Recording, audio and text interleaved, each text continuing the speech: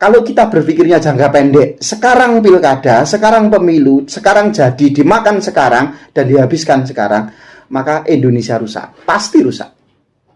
Karena itu sama juga mendidik masyarakat untuk tidak berpikir jangka panjang, tapi lebih berpikir jangka pendek. Dan pada akhirnya Indonesia rusak gara-gara jangka pendek.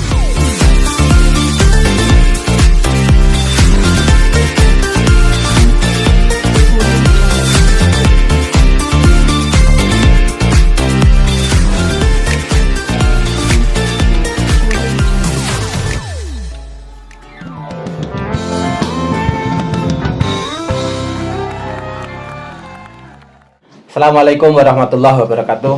Jumpa lagi dengan Kang Dian di channel Bisma Bincang bersama sahabat Bawaslu. Saat ini kita kedatangan tamu yang bisa dibilang super istimewa nih ya. Super istimewa karena beliaunya ini adalah seorang profesor, bukan profesor ya. Sebuah titel yang diberikan oleh Gus Muafik, ya kan, Gus Muafik juga Pak Yai Hasyim Muzadi itu yang memberikan titel itu kepada beliaunya ini profesor. Jadi siapa beliau nanti kita akan mengenal lebih jauh tentang profesor yang satu ini. Oke, kita mulai. 1, 2, 3, 4. Open your eyes and open your ear. Buka mata dan buka telinga.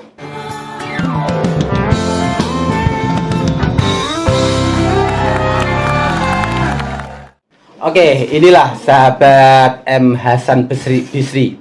Beliau ini memang seorang profesor, jadi nanti biar dijelaskan apa dari mana titel itu diperoleh. Selamat siang, assalamualaikum sahabat Hasan Bisri. Waalaikumsalam warahmatullahi wabarakatuh. Selamat siang, salam sejahtera untuk semuanya. Sedang dalam kondisi sehat ya? Alhamdulillah sehat terus. Oke, ini puasa atau enggak? Kayaknya kok ya, puasa sehat gitu. lah. Saya khawatir habis buka puasa tadi.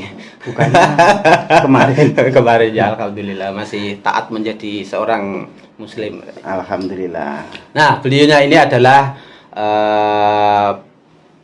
Mas Hasan Bisri, seorang nasionalis religius. Jadi beliau ini seorang pemuda yang ya pemuda, walaupun agak tua tapi tetap selalu merasa muda beliaunya ini. Jadi nggak tahu aku motifnya apa ya. Susah saya kalau ketemu Mas Hasan Bisri. Saya sering memanggilnya Cak Bici bisa, Mas Bisri bisa ya. Karena nama beliau itu memang ya Mas Hasan, Kak Hasan ya. Kalau di dunia pondok beliaunya ini itu dipanggil Kak Hasan dengan berbagai kemampuan yang multi talenta. Bisa ngelukis, bisa kaligrafi, bisa puisi ya kan. Saat saya sangat ingat banget itu saat beliaunya ini nikah itu, saya pulang dibawahi sebuah buku yang isinya puisi-puisi cinta. Masih ingat itu saya? Masih ingat. Iya. Oke, Mas Hasan Bisri. Mungkin sedikit lah ya, bisa disampaikan apa gitu tentang profesornya atau pengalaman apa namanya asal usulnya, kan punya asal usul. boleh. Saya nama lengkapnya Muhammad Hasan Bisri. Muhammad Hasan Bisri.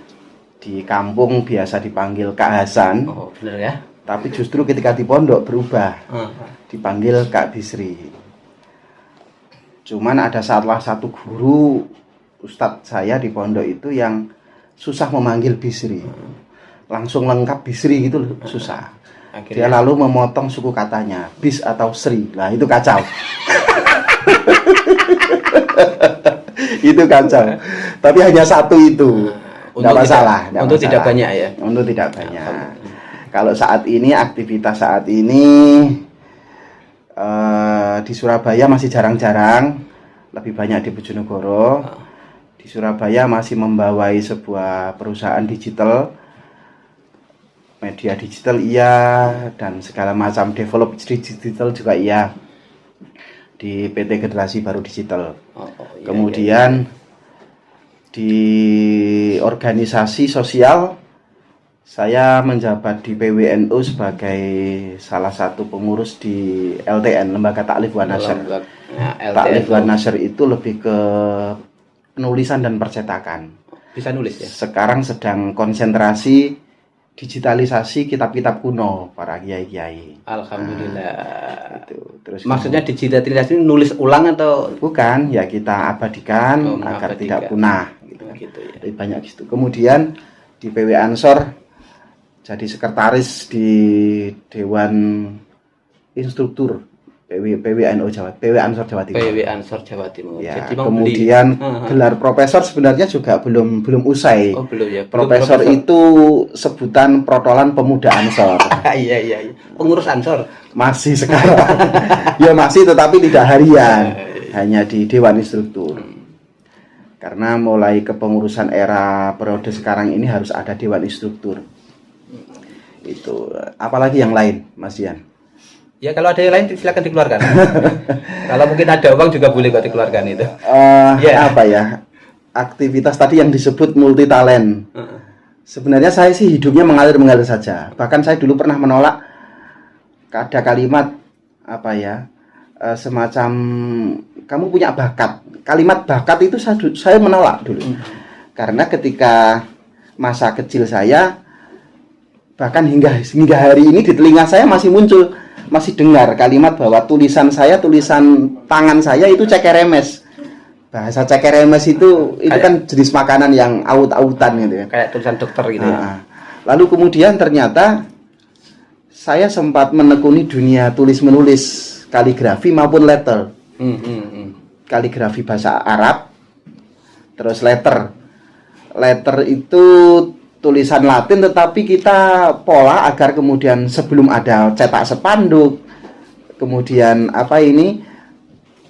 sablon dan lain-lain, jadi bikin spanduk-spanduk acara-acara itu wah rutin sekali, dominan. Bahkan di berbagai tempat ketika masih muncul foto-foto lama, saya masih ingat ini tulisan saya. Berarti sempat jadi tukang pembuat spanduk itu ya? Iya, tetapi lebih ke ini, bukan spanduk jalanan, bukan. Bukan. Tapi lebih ke spanduk kegiatan. Lalu kemudian kalau urusan kaligrafi sampai sekarang masih belum selesai sih, tetapi saya sudah nonaktif dari pembina MTQ. Dulu sih di Pemkab Bojonegoro saya pernah ikut terlibat menjadi pembina kafilah MTQ khusus kaligrafi. Khusus kaligrafi. Kaligrafi itu salah satu yang dilombakan dalam musabaqah tilawatil Quran, baik lokal, Jawa Timur, regional maupun nasional, bahkan internasional. Istimewa. Tetapi juga ini memori saja. Iya. Olah vokal saya juga pernah. Oh iya. Iya. Jadi penyanyi gitu? Bukan. Olah vokal itu lebih ke ini, lebih ke suka baca Al-Qur'an dengan nada yang indah gitu ya. Yang dengar-dengar begitulah. Ini saya teringat itu ada cerita, katanya ada sebuah momen istimewa di mana sang mantan kekasih menjadi manten dan Anda jadi koriknya itu ya. Kok ingat sama segitu kok? Saya itu kan ini. Saya itu sama itu kan sayang gitu loh. Jadi bener dah itu. Enggak lah. Ini itu cerita hoax. Seingatku yang cerita itu sampean loh, Mas. Anggaplah itu hoax. jangan dibuka di muka umum. Insyaallah. Iya. Sakitnya di sini gitu. Terus apa ya? Banyak hal. Iya. Termasuk cerita tentang saya pernah nyalon KPU pernah. Kalau Bawaslu belum pernah saya. Saya ingat itu. Kalau saat sampean nyalon KPU itu kan satu ujian psikologinya itu kan di sampingku itu kan ya. Oh iya, betul. Yang gambar pohon tidak bisa itu kan. Bahkan saya masih ingat judul makalah saya. Iya. Judul makalah karena waktu itu saya kepingin bagus-bagusan bikin makalah. Saya masih ingat. Padahal makalahnya sudah bagus. Kok nggak jadi KPU, Pak? Iya, nggak tahu. Karena menurut saya mungkin saya nyalonnya terlalu murni mungkin. Ini sensitif ini, koyo sensitif. Ada. Maksudnya yang jadi itu nggak murni gitu. Enggak lah. Ini kok sentilanmu kayak Deddy Corbuzier. Enggak lah, bukan begitu maksud saya. Lebih ke apa ya? Bagaimana kita mampu berkontestasi itu dengan kekuatan pribadi yang betul-betul mandiri, ternyata itu mudah dipatahkan. Saya tidak lalu menduga-duga apakah murni atau tidak. Buktinya Mas Dian Widodo sekarang jadi duduk di Bawaslu, murni atau tidak ya saya tidak bisa mengatakan. Ya Mas Dian aja yang. Tapi saya hanya ingin cerita. Judul makalah saya itu waktu itu lebih ke partisipatif gitu kan. Lebih bagaimana terciptanya pemilu partisipatif. Pemilu partisipatif itu kan di sana memuat tentang bagaimana peserta pemilu yang partisipatif, lalu kemudian pengawasan partisipatif dan banyak hal yang lain. Nah itu saya lebih menitik beratkan ke sana. Sidik-sidik iso lah ngomong urusan pemilu bisa lah. Emang sampean tuh istimewa kan? Ya kan? Semua bidang. Kalau bicara aktivis nggak tahu saya. Sudah terlalu banyak dan terlalu lama. Dan sudah terlalu bosan megang megapun ya. Enggak juga. Ini buktinya sekarang dikasih lagi, disodori megapun. Jadi segudang pengalaman. Urusan penyelenggara pemilu walaupun belum pernah jadi penyelenggara pemilu ya, tapi beliaunya ini adalah mantan calon KPU. Mantan calon KPU beliau. Sebenarnya saya tidak suka disebut mantan. Kayaknya berapa kali? 2 kali nyalon, Pak? 1. Oh, ingat saya kok 2 kali itu kayaknya. Mantan calon itu sih kalau disebut begitu bagus. Tapi kalau sudah disingkat menjadi tidak bagus. Mantan calon itu berarti mancal. Ya udah lah, apalah. Sensitif ini. Perlu isi. Enggak. Tapi paling enggak begini. Cak Bici ini ternyata juga punya sen untuk memikirkan bagaimana penyelenggaraan pemilu di Indonesia gitu kan. Ya. Diwujudkan dengan niat mendaftarkan diri sebagai calon KPU. Yang pastinya saya yakin punya angan-angan gitu kan. Orang nyalon itu kan nggak kemudian semata-mata kemudian nyalon tiba-tiba kan nggak begitu. Pasti ada apa namanya tujuan tertentu lah kira-kira begitu. Ya tetap harus namanya kepengin meraih sesuatu itu pertama harus mengukur diri dulu. Saya mengukur diri, saya mampu atau tidak. Nah, kalau saya merasa mampu, maka saya jalani. Saya lanjut ikuti tahapan-tahapan. Kalau ternyata tahapan-tahapannya tidak mampu kemudian kita raih, ya tidak masalah. Tetapi bahwa kita punya punya keinginan kuat untuk ikut terlibat di sana yang kira-kira dalam konteks keindonesiaan itu partisipasi kita sebagai warga negara itu ada, gitu loh. Wujud warga negara yang baik. Wujud warga negara. Ya urusan dikatakan baik tidak baik urusan lain lah. Iya. Itu Mas Dian. Kemudian inilah paling enggak saya yakin Cak Bici ini punya angan-angan tersendiri terhadap penyelenggaraan pemilu gitu kan. Iya. Saat menilai penyelenggaraan pemilu atau proses demokrasi di Indonesia ini berjalan itu kayak apa misalkan, atau harusnya bagaimana kira-kira, atau kurangnya di mana yang harus diperbaiki kira-kira begitu. Kira-kira apa menurut sama yang kita melihat konteks yang lalu-lalu lah. Ya. Begini sahabat Mas Dian. Karena panggilannya enaknya Mas Dian. Iya. Kalau bicara demokratisasi, saya kira kita sudah jauh melampaui negara-negara yang selalu mengatakan bahwa sebagai negara-negara demokratis. Beberapa saat yang lalu kita dipertontonkan bagaimana pilihan Presiden Amerika Serikat, yang orang mengatakan bahwa Amerika adalah kampiunnya demokrasi. Tetapi kita dipertontonkan bahwa sesuatu yang justru anti demokrasi di sana. Bagaimana seorang calon tidak mengakui kekalahannya dan segala macam. Walaupun kita juga pernah mengalami, di Indonesia juga pernah mengalami, tetapi bahwa Indonesia sebagai negara berkembang menuju maju, itu sudah luar biasa. Banyak yang mengatakan bahwa warga negara Indonesia ini belum dewasa betul, tetapi sudah mampu melaksanakan pemilihan secara demokratis, melalui tahapan-tahapan yang dianggap demokrasi, itu juga sudah bagus. Bagus betul. Artinya ini titik pijak yang bagus, starting point yang bagus bagi sebuah negara yang namanya Indonesia. Nah, masalahnya adalah tahapan-tahapan ini belum mampu dikawal dengan baik. Ya walaupun di sana sini juga partisipasinya masih rendah, gitu kan. Rendah itu bukan, saya tidak bicara kuantitatif loh ya. Kalau kuantitatif ya dikatakan selalu menjadi targetnya KPU dan Bawaslu. Pemilu misalkan pilkada di Kabupaten Bojonegoro harus memenuhi 75% pemilih. Itu kan kuantitatif. Secara kuantitatif. Ya. Kalau kualitatif, partisipasi ya lebih masyarakat ikut terlibat, menolak money politik, mengikuti proses-proses demokrasi, proses-proses tahapan-tahapan pemilu. Bagaimana ketika penetapan pemilih itu masyarakat juga terlibat. Saya sudah masuk enggak ya di daftar itu dan segala macam.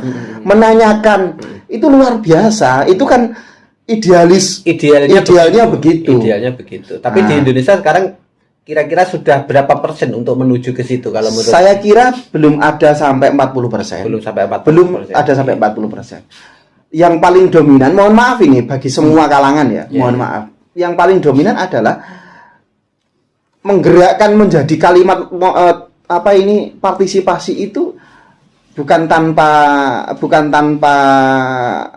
apa-apa, tapi justru karena digerakkan oleh sesuatu yang itu bisa dikatakan sebagai pelanggaran pemilu, misalkan begitu. Betul.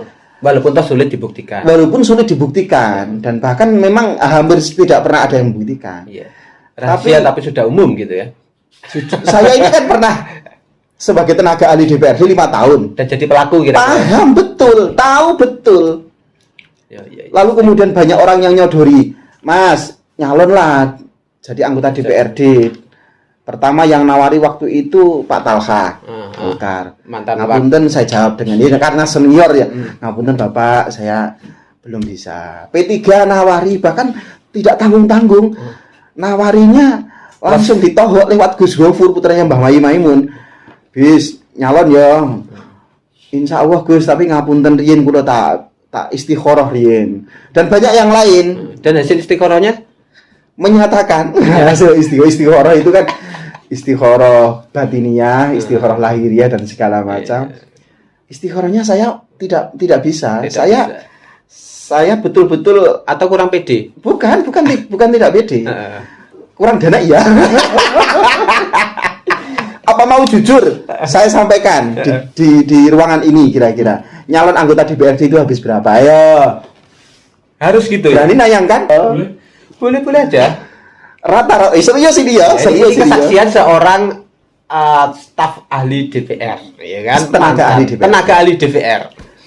Tenaga ahli DPRD itu kalau dibalik ahlinya tenaga.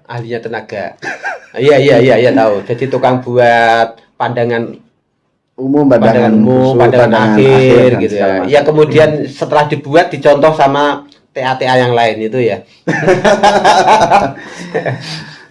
Misalkan ini contoh. Yeah. Ini kasuistik, saya tidak bisa menyebut orang per orang, tetapi ya janganlah kalau rebut orang. Saya yakin ini di mana-mana tahu. Rahasia umum. Ya. Nyalon anggota DPRD kabupaten, ini baru kabupaten, kasuistik DPR kabupaten. Rata-rata sekarang ini ya habis 700 sampai 1 miliar kira-kira. Itu untuk daerah Bojonegoro. Kira-kira kan dapilnya. Dengan daerah lain kan mungkin bisa berbeda. Ya, kalau mau dibikin laporan ya gampang, laporannya bikin spanduk sekian untuk tim sekian dan segala macam. Laporan tentang mencari suara, misalkan money politik tidak ada, pasti tidak ada. Walaupun secara dominan justru ada di sana. Walaupun juga ada anggota DPRD yang nyalon tidak habis segitu. 500 ke bawah juga ada yang jadi dengan strategi-strategi yang lain yang faktor nasib juga ya. Iya, faktor nasib. Oke, saya ambil contoh tadi misalkan habis 700 sampai 1 miliar. Oke. Nah, modalnya pribadi secara keuangan calon saya tidak mengatakan 100% begitu tidak, tetapi 75% modalnya tidak ada separuhnya dari 700 sampai 1 miliar. Modal pribadi. Yang separuh dari mana dia dapat untuk kemudian mencalonkan diri? Ya hutang sana, hutang sini, sponsor lah dan segala macam. Bahasa itu bahasa yang gampang. Sponsor lah dan segala macam. Lalu kemudian ini kalau bicara jadi. Kalau bicara tidak jadi. Nah, bicara jadi Maka uang 700 juta sampai 1 miliar dikembalikan dari gaji, murni gaji. Nggak mungkin kembali. Ya mungkin. Nggak mungkin. Jadi, makanya kemudian 50 anggota DPRD yang jadi cari di mana SK-nya. Semuanya ada di bank. Semuanya ada di bank. Sampai hafal, Pak ya? Yo hafal. Bahkan gajinya anggota DPR, slip gajinya setiap bulan itu tinggal berapa rupiah di amplopnya. Dan katanya bahkan ada yang nomboi lagi itu. Betul. Loh, sampean lebih tahu ternyata. Karena saya pas itu ada di ruangan dengan sampean di ruangan seorang. Sampean jangan membocorkan lah. Ada, ya oke, tak perjelas. Ada yang min. Iya kan? Ada yang min 300.000, 500.000, 1 juta. Setiap bulan dia nyubsidi. Bu, terakhir. Bayangin. Nah, kemudian karena begini, hitung-hitungannya gaji itu ketika SK-nya sudah dimasukkan bank, ketika jadi anggota DPR kan atau DPRD kan SK-nya masih di bank. Maka kemudian anggota DPRD ini per bulan gajinya dipotong separuh. Jeleng. Separuh, potong leher. Separuh diambil bank. Sebagai angsuran. Diangsur selama 5 tahun. Itu kalau 5 tahun. Nah, kalau dia di PAW. Wassalam. Ketika dipotong separuh, tinggal 50%. 50% itu partai 100% partai minta potongan dari gaji DPR karena operasional partai itu dari gaji anggota DPR. Rata-rata 25%. Rata-rata 25%. Anggaplah 10 juta, dipotong 5 juta, diambil juga 2.500.000, tinggal 2.500.000. Adakah anggota DPRD yang hidup 2.500.000 satu bulan? Tidak ada. Pokoknya intinya jadi karena gengsinya biasanya naik. Naik bis saja udah nggak mau, naik beca udah nggak mau biasanya, walaupun ada 1-2. Betul. Maksud orang DPR masa naik ojek juga nggak cocok juga ya. Seorang DPR naik sepeda motor ke kantor ya cocoknya sih cocok. Justru malah itu lebih bagus, tapi tidak ada yang mau. Kelihatan merakyat, tapi kan nggak ada yang mau. Inilah efek money politik. Betul. Jadi ini efek money politik. Betul. Lah, artinya bahwa jadi anggota DPRD maupun tidak jadi itu sama-sama remuk. Nyalon habis 1 miliar, 1,5 miliar tidak jadi, remuk. Jadi anggota DPRD remuk. Lebih remuk kalau nggak jadi, Pak ya. Yang lucu, rata-rata anggota DPRD itu tengah bulan tanggal 15 itu rata-rata sudah kebingungan dapat uang dari mana karena gajinya sudah habis. Bahkan uniknya dulu ya, kalau sekarang saya belum tahu nggak berani pulang siang hari atau sore hari, langsung malam, takut ditemui konstituen. Iya. Yang celaka ini anggota DPRD PKB. Masya Allah. Kenapa begitu? Asetnya terlalu banyak. Paham yang saya maksud aset? Nah, itu asetnya terlalu banyak itu anggota DPRD yang khusus PKB dia punya musola, masjid, diniyah, TPQ, pondok pesantren, punya sanawiyah, aliyah, punya perguruan tinggi, punya organisasi banyak sekali yang setiap saat, setiap hari punya kegiatan. Belum tetangga kiri kanan. Bahkan ada cerita banyak anggota DPRD yang dulu cerita tetangga saya itu mau buah wae, katanya buah wae. Kalau nyilih anggota DPRD, bayangin. Intinya bahwa untuk bisa menjadi DPRD itu butuh kos yang tinggi. Inilah efeknya. Efek dari money politik yang sehingga kemudian kalau dikatakan anggota DPRD 100% memikirkan rakyat, bullshit, tidak. Masya Allah. Saya mengalami 5 tahun. Itu terjadi kalau masuk menjadi politisi, ingin jadi DPR, orientasi ingin bekerja. Susah kan? Beda lagi kalau misalkan, makanya berarti harus menjadi politisi, jadi DPR untuk memperjuangkan nasib rakyat dengan sudah dibekali biaya yang banyak mungkin ya. Iya. Ya, mungkin ceritanya akan berbeda. Jadi sahabat Bawaslu, ini menjadi pelajaran bagi kita semua bahwa ini kesaksian. Bisa saja dikatakan sebagai kesaksian. Ini kan bincang-bincang ngalor ngidul, tapi ternyata ada yang serius ya. Serius, realistis. Jadi untuk menjadi seorang politisi, apalagi nyalon menjadi DPR, baik itu ini tadi baru DPR kabupaten, tingkat kabupaten, belum tingkat provinsi atau RI yang sudah bisa dipastikan kosnya akan lebih tinggi. Bahasa money politik ternyata tidak bisa diingkari, ya. Bahasa money politik selama ini ternyata memang rahasia tapi sudah umum.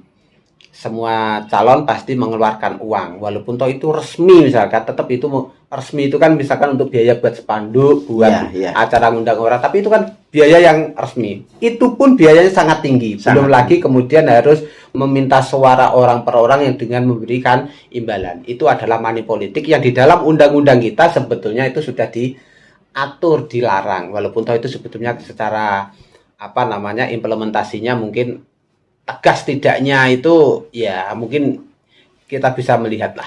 Makanya tadi sejak awal saya tertarik kalau di sini bicara partisipatif gitu kan.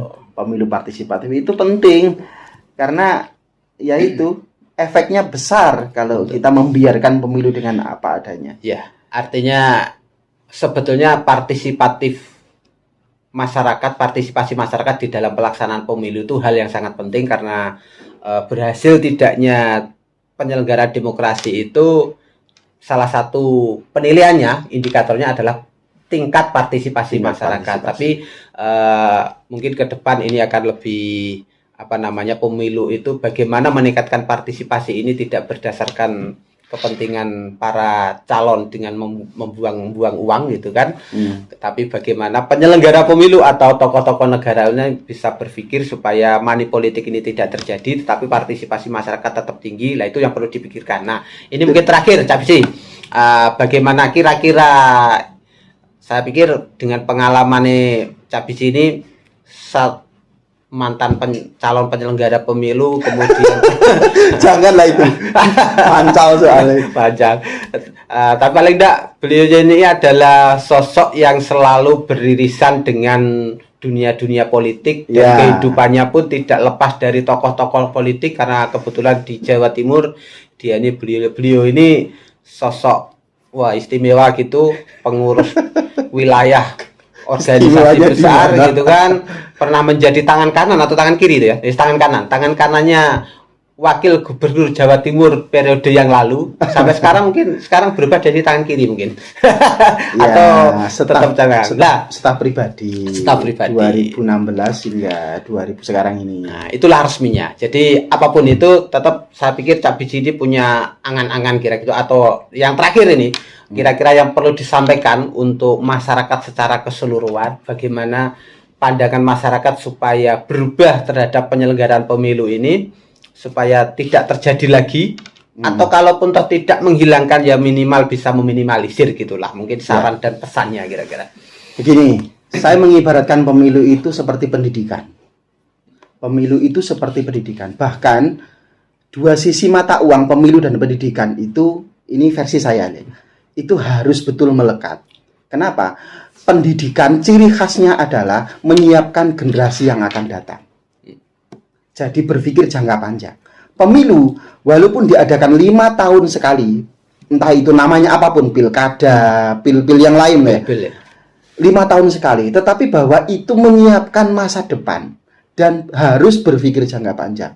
Maka menurut saya, siapapun yang terlibat dalam konteks pemilu, dia harus berpikir jangka panjang. Entah dia hanya sebagai pemilih, dia sebagai pelaku mengawal proses pemilu, dari mulai PPK, Panwaslu, Bawaslu, KPU, dan segala macam. Kemudian calon kontestan itu juga diantaranya, maka harus berpikir jangka panjang. Karena kalau kita berpikirnya jangka pendek, sekarang pilkada, sekarang pemilu, sekarang jadi, dimakan sekarang, dan dihabiskan sekarang, maka Indonesia rusak. Pasti rusak. Karena itu sama juga mendidik masyarakat untuk tidak berpikir jangka panjang, tapi lebih berpikir jangka pendek. Dan pada akhirnya Indonesia rusak gara-gara jangka pendek. Jadi money politik harus kita tolak. Itu inti dari pembicaraan siang hari ini. Terima kasih Sabici, sangat menarik kayaknya berbicara dengan Sabici ini. Pikirku kata guyon dok ternyata serius ya. Iya, agak serius sih, nggak apa-apa. Jadi ya guyon sersan gitu kan, serius tapi santai. Oke. Sabici ini kan dari sosok wajahnya itu ya bisa kadang santai, kadang serius gitu. Oke, terima kasih. Jadi paling tidak kita bisa mendapatkan pencerahan dari senior kita ini, tetap senior. Beliau ini senior juga teman ya, sahabat yang usianya karena lebih tinggi jadi tetap senior beliaunya ini. Terima kasih atas saran dan apa nih? Tausiah apa nih bahasanya? Tausiah politik. Jangan tausiah lah. Kalau tausiah itu berarti sampean lagi BT. Butuh tausiah. Ada siapapun lah itu namanya ya kan. Terima kasih. Jadi semoga ini bisa memberikan manfaat bagi kita semua untuk proses demokrasi di negeri ini, khususnya di Bojonegoro. Siapa tahu kemudian bisa diambil hikmahnya begitu untuk perbaikan. Syukur-syukur nanti yang namanya politik itu kalaupun toh dirasa kurang dalam hal pelaksanaan atau punishment di dalam undang-undang itu mungkin sebisa mungkin ada proses revisi, kira-kira begitulah kalau dikatakan ada hal-hal yang masih lemah gitu kan. Mungkin itu yang bisa kita bincang di siang terima hari kasih ini. Terima kasih.